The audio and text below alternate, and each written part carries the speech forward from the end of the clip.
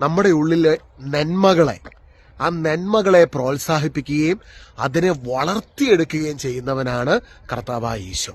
എന്നാൽ ഈശോയുടെ കാലഘട്ടത്തിലുള്ള ഫരിസേയരുടെ പ്രത്യേകത എന്താണെന്നറിയാവോ? ഫരിസേയര് എത്രയൊക്കെ നന്മകൾ മനുഷ്യരിലുണ്ടെങ്കിൽ അതൊന്നും കാണത്തില്ല. അവരിലെ ഒരു ചെറിയ തിന്മയാണെങ്കിൽ ആ തിന്മയെ പെരുപ്പിച്ച് കാണിച്ച് അവർക്ക് ഭ്രഷ്ട് കൽപ്പിക്കാനും വിലക്കുവാനും മുൻപന്തിയിൽ നിൽക്കുന്നവരാണ് ഫരിസേയരായിട്ടുള്ളവർ.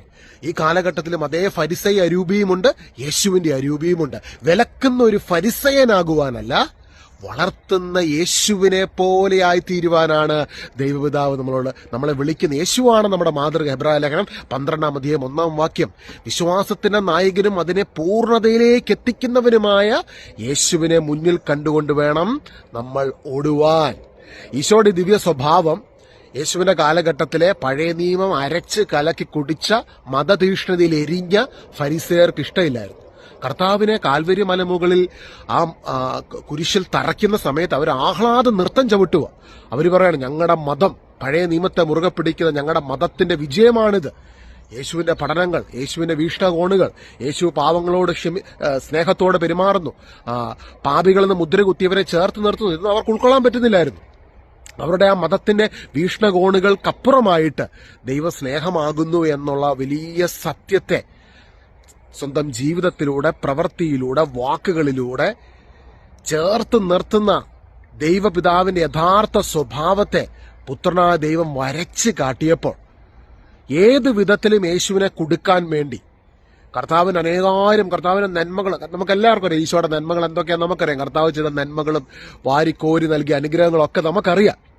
എന്നാൽ കർത്താവിന്റെ വായിൽ നിന്ന് ഒരു വാക്ക്, ഒരു തെറ്റ് വരുന്നത് കാണാൻ വേണ്ടി ഫരിസയർ പല സമയത്ത് അവനെ പിടികൂടാൻ വേണ്ടി യേശുവിന്റെ പ്രഭാഷണങ്ങൾ കേട്ടുകൊണ്ട് ആ തെറ്റ് പിടിക്കാൻ വേണ്ടി യേശുവിന്റെ ചുറ്റും കൂടി നിൽക്കുന്നുണ്ടായിരുന്നു.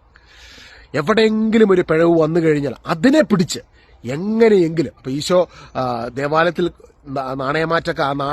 നാണയമാറ്റക്കാരെയൊക്കെ ശാസിക്കുകയും ചാട്ടവാറ് കൊണ്ട് അടിക്കുകയും ആ ടേബിളൊക്കെ മറിച്ചിടുകയും ചെയ്തപ്പം അവര് കലിയിളകി. ഞങ്ങളുടെ സമ്പത്തിന്റെ മേഖലയെ കയറി ഇവൻ തൊട്ടു, ഇനി ഇവനെ വളർത്തരുത്, യേശുവിനെ എങ്ങനെയെങ്കിലും തകർക്കണം. അങ്ങനെ മതപുരോഹിതരുടെ ഒരു വലിയ പദ്ധതി, ആ പദ്ധതി ഇന്ന് നമ്മൾ മനസ്സിലാക്കേണ്ട ഒരു വലിയ സത്യമുണ്ട്. ക്രൈസ്തവ ഉണർവ് ഈ ഭൂമിയിൽ സാധ്യമാകണമെങ്കിൽ ഈ ഫരിസേയ അരൂപിയിൽ നിന്ന്, അല്ലെങ്കിൽ പഴയ നിയമത്തിലെ ആ ഒരു അന്നത്തെ കാലഘട്ടത്തിലെ ജൂതരുടെ ഇടയിൽ പ്രവർത്തിച്ചുകൊണ്ടിരുന്ന ഫരിസേയ അന്ധകാര അരൂപിയുണ്ട്. ആ അരൂപിയുടെ പ്രവർത്തനങ്ങളിൽ നിന്ന് പുറത്തു വരുവാൻ നമ്മൾ പ്രാർത്ഥിക്കണം.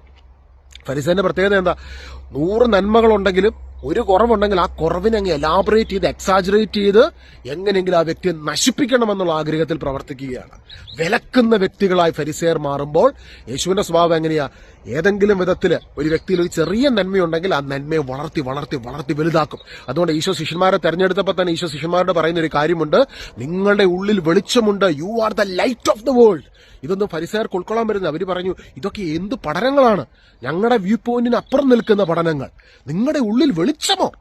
യേശു പറയാണ്, നിങ്ങളുടെ ഉള്ളിൽ വെളിച്ചമുണ്ട്. ഇന്ന് ഈ ഭൂമിയിലുള്ള ഏത് വ്യക്തിക്കും യേശുവിന്റെ അരികിലേക്ക് കടന്നു വരാം.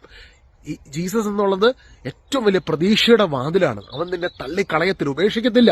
അപ്പോൾ ഈ യേശുവിന്റെ ആ സ്നേഹത്തെ ഇന്ന് ലോകത്ത് വെളിപ്പെടുത്തുവാൻ, യേശുവിന്റെ വ്യക്തിത്വത്തെ പരിചയപ്പെടുത്തുവാൻ, യേശു ക്രൂശിൽ ചെയ്തു കഴിഞ്ഞ ആ വലിയ പ്രവൃത്തിയിലൂടെ ലഭിക്കുന്ന സൗജന്യമായി ലഭിക്കുന്ന രക്ഷയും നീതീകരണവും പാപമോചനവും വിശുദ്ധീകരണവും നിത്യരക്ഷയും മോക്ഷഭാഗ്യവും കർത്താവിന്റെ ആത്മാവിന്റെ അഭിഷേകവും എല്ലാ നന്മകളും അനുഗ്രഹങ്ങളും ശുദ്ധീകരണങ്ങളും വിജയവും ഇതെല്ലാം പങ്കുവയ്ക്കുവാൻ, യേശു ക്രിസ്തുവിലൂടെയുള്ളവ നൽകുവാൻ കർത്താവ് നമ്മളെല്ലാവരും തെരഞ്ഞെടുത്തേക്കുവാണ്.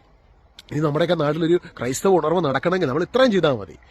നമ്മൾ കേരളത്തിൽ ഇന്ന് നമ്മൾ TV വെച്ചാലും യൂട്യൂബ് വെച്ചാലും പല സഭകളുടെയും പല ശുശ്രൂഷകരുടെയും കുറ്റങ്ങൾ പറയുന്ന ആൾക്കാർ നമ്മൾ കേൾക്കാറുണ്ട്, അല്ലെ? നമ്മളൊരു തീരുമാനം എടുത്ത് ആരുടെയെങ്കിലും കുറ്റങ്ങൾ നമ്മൾ കേൾക്കുന്നുണ്ടെങ്കിൽ അവരുടെ നന്മകളൊന്ന് കണ്ടു നോക്കിക്കേ. ഒരു പള്ളിയിലെ ഒരു സഭയിലെ അച്ഛനാകട്ടെ, കന്യാസ്ത്രീയാകട്ടെ, ഒരു പെന്തക്കോസ്റ്റൽ പാസ്റ്റർ ആകട്ടെ, ഏത് സഭാ വിഭാഗവുമാകട്ടെ, എല്ലാം യേശുവിന്റെ ശരീരമാണ് സഭ, കർത്താവിന്റെയാണ് സഭ, അത് മനുഷ്യരുടെ അല്ല. അതുകൊണ്ട് നമുക്ക് അവിടെ വിധിക്കാനുള്ള ഉള്ള ഒരു ഹോൾഡോ ഒരു ലൂപ്പ് ഹോളോ ഒന്നും ദൈവം തന്നിട്ടില്ല. ദൈവമാണ്, ദൈവത്തിന്റെയാണ്. യേശുവിന്റെ ഓരോ മകനും മകളും ആരുടെയാ? ദൈവത്തിന്റെ ശരീരമാണ് അവര്, ദൈവത്തിന്റെ ശരീരത്തിന്റെ ഭാഗം. അതുകൊണ്ട് നമ്മൾ അവിടെ ജഡ്ജ് ചെയ്യണ്ട. നമ്മൾ ചെയ്യേണ്ട ഒരു കാര്യം, കുറവുകളുള്ള മനുഷ്യരിലെ നന്മകളെ യേശുവിനെ പോലെ അതിനെ വളർത്തിയെടുക്കാൻ നമ്മൾ ശ്രദ്ധിക്കണം. നിങ്ങൾക്ക് സാധിക്കുമെങ്കിൽ കേരളത്തിലെ വിവിധ ക്രൈസ്തവ സമൂഹങ്ങളിലെ അവരുടെ നന്മകൾ ഒരു പേപ്പറിൽ എടുത്തൊന്ന് എഴുതി നോക്കിക്കുക. നിങ്ങളുടെ തന്നെ ഇടവകയുടെ, രൂപതയുടെ, അല്ലെങ്കിൽ നിങ്ങളുടെ ഡയോസിസിന്റെ, നിങ്ങളുടെ ഒരു പെന്തക്കോസ്റ്റൽ കമ്മ്യൂണിറ്റിയാണ്, ആ കമ്മ്യൂണിറ്റിയുടെ, നിങ്ങളുടെ ഏത് കമ്മ്യൂണിറ്റിയാണ്, ഓർത്തഡോക്സ് കമ്മ്യൂണിറ്റി, ജാക്കോബൈറ്റ് കമ്മ്യൂണിറ്റി, ചർച്ചുകളുടെ നിങ്ങളുടെ നന്മകൾ മാത്രം എഴുതി അതിനായിട്ട് നന്ദി പറഞ്ഞ് ദൈവത്തെ ഒന്ന് സ്തുതിച്ച് നിങ്ങളുടെ പ്രയർ ഗ്രൂപ്പിലൊക്കെ ഇരുന്നൊന്ന് പ്രാർത്ഥിച്ചു തുടങ്ങിക്കേ. യേശുവിന്റെ മഹത്വം നിങ്ങളുടെ പള്ളിയിൽ, നിങ്ങളുടെ പ്രയർ ഗ്രൂപ്പിൽ, നിങ്ങൾ ആയിരിക്കുന്ന ഇടവകയിൽ, കമ്മ്യൂണിറ്റിയിൽ നിറയപ്പെടും. ഹല്ലേലൂയ. വിലക്കുന്ന ഫരിസയനാകാതെ വളർത്തുന്ന യേശുവിനെ പോലെയായി തീരുക. ഹല്ലേലൂയ. ഈശോനെ വിലക്കിയ, ഈശോയുടെ കുരിശിലെ ഈശോയുടെ ക്രൂശീകരണത്തിന് പിന്നിൽ പ്രവർത്തിച്ച ചില മതപുരോഹിതരുണ്ടായിരുന്നു. ചില പീലാത്തോസ് വരെ അറിയപ്പെടുന്നത് എങ്ങനെയാ? ചില ആൾക്കാർ, ചില ഫരിസേയർ വാസ്തവത്തിൽ വിലക്കുന്നതിന്റെ പേരിലായിരിക്കും അങ്ങനെ ഒരാളുണ്ടെന്ന് പോലും ലോകം അറിയുന്നത്. അതിന്റെ കാരണം എന്താ? ഈ ഫരിസേയ അരൂപി എപ്പോഴും ക്രൂശിക്കുവാൻ മുൻപിൽ നിൽക്കും. അതാണ് ഫരിസേയ അരൂപിയുടെ പ്രത്യേകത. ആ ഒരു വ്യക്തിയിൽ യേശു ഉണ്ടെങ്കിൽ അവനെ നശിപ്പിക്കണം, അവനെ എങ്ങനെയെങ്കിലും തകർക്കണം, ഇല്ലാതാക്കണം. അസൂയ അങ്ങ് ഉള്ളിലോട്ടങ്ങ് കയറുകയാണ്. യേശുവിന്റെ മഹത്വം വെളിപ്പെടുമ്പോൾ ദുഷ്ടാരൂപികൾക്ക് നിൽക്കുവാൻ സാധിക്കുന്നില്ല.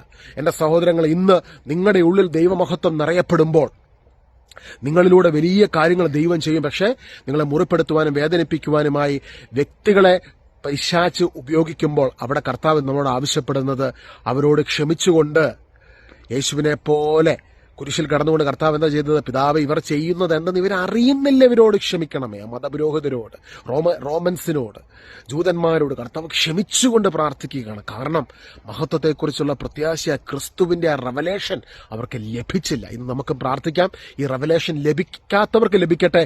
ലഭിച്ചവർ കുറവുകളുള്ള മനുഷ്യരിലെ നന്മകളെ പ്രശംസിച്ചുകൊണ്ട്, ഒരുപാട് ഇന്നൊക്കെ ഒത്തിരി വിലക്കുകളുടെ കാലം അല്ലെ, പല ശുശ്രൂഷകരെ, വചനപ്രഘോഷകരെയൊക്കെ വിലക്കുന്നൊക്കെ നമ്മളിങ്ങനെ വാർത്താമാധ്യമങ്ങളിലൂടെ കേൾക്കുമ്പോൾ ഓർത്തോളുക, ആ വചനപ്രഘോഷങ്ങളിലൂടെ നൽകപ്പെട്ടിട്ടുള്ള എന്തുവേറെ കൃപകളുണ്ട്, എന്തുവേറെ നന്മകൾ, യേശുവിന്റെ നന്മകൾ ഈ പ്രപഞ്ചത്തിൽ വെളിപ്പെട്ടിട്ടുണ്ട്. അതിനെക്കുറിച്ചൊന്നും ആർക്കൊന്നും പറയാനില്ല. ആ നന്മകളെല്ലാം വിസ്മരിച്ച് നമ്മുടെ നാവ് പിഴ കൊണ്ടോ നമ്മുടെ എന്തെങ്കിലും ഒരു കുറവിനെ അതിനെ എക്സാജറേറ്റ് ചെയ്ത്, എലാബറേറ്റ് ചെയ്ത് മനുഷ്യരെ നശിപ്പിക്കുന്ന, അല്ലെങ്കിൽ ആ ഒരു രക്തസാക്ഷിത്വം, ആ രക്തസാക്ഷിത്വം പലതവണ, ഇന്ന് പല വചനപ്രഘോഷകരും ആത്മാവിൽ പലതവണ രക്തസാക്ഷികളായേക്കുവാണ്. ആ ഒറ്റപ്പെടലിലൂടെ അങ്ങ് കടത്തിവിടുമ്പോൾ, യേശു ക്രൂശിൽ ഒറ്റപ്പെട്ട് കിടക്കുന്ന സമയത്ത് അന്നത്തെ കാലത്തെ മതപുരോഹിതർ ആഹ്ലാദ നൃത്തം ചവിട്ടുമായിരുന്നു. കാരണം അവരുടെ വിചാരം, അവർ ചെയ്യുന്നത് റൈറ്റാണ്. അവരിലെ മതാന്ധത അവരെ, ആ പഴയ നിയമ അന്ധത അവരെ അതിലേക്ക് എത്തിച്ചു. ഇന്നും അതേ ഫരിസേയ അരൂപി ലോകത്ത് പ്രവർത്തിക്കുന്നുണ്ട്. എന്നാൽ ക്രിസ്തുവിന്റെ അരൂപി അതല്ല. ക്രിസ്തുവിന്റെ അരൂപിയെ തിരിച്ചറിയാം, പുതിയ നിയമത്തിന്റെ അഭിഷേകത്തെ സ്വീകരിക്കാം, ക്രൈസ്തവ മൂല്യങ്ങളെ മുറുകെ പിടിക്കാം, ക്രൈസ്തവ വിശ്വാസത്തെ ഉയർത്തിക്കാട്ടാം, ക്രിസ്തുവിന്റെ ശക്തിയിൽ നമുക്ക് നിറയാം, പരസ്പരം പ്രാർത്ഥിക്കാം. God bless you.